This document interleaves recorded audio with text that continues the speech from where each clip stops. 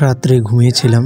সকালে দরজাটা যখন খুলে দেখি যে এমন একটা অবস্থা হয়ে গেছে।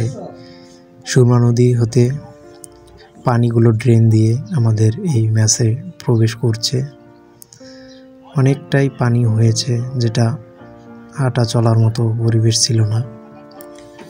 তো আমরা রাত্রেই আমাদের যে দরজাটা ছিল সেখানে এমনভাবে ইট দিয়ে একটা গাঁথনি করে দিয়েছি কাদু দিয়ে, যা দেখতে অনেকটা সেফ ছিল।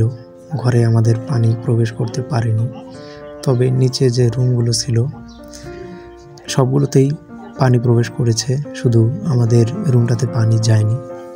অনেকটা সেফ ছিল। তবে সকালে উঠে এমন পরিবেশটা দেখা একটা অস্থির, একটা অন্যরকম ফিল ছিল।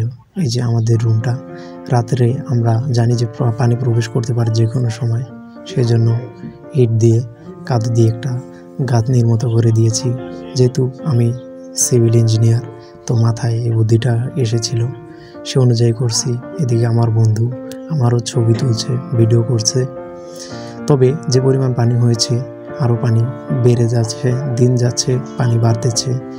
তো সিলেটে এরকম অহরহ ঘটনা প্রতিনিয়তই হয়ে থাকে। প্রতিবার বন্যায় আমরা দেখি যে এরকম ঘটনা হয়, রুমের ভিতরে পানি ঢুকেই যায়। এটা স্বাভাবিক, তেমন কিছু না, কারণ সিলেট অত্যন্ত নিচু একটি এলাকা। প্রতিনিয়তই এরকম পানির সাথে আমাদের দেখা হয়, আর অনেকটা মজা এবং রোমাঞ্চকর লাগে।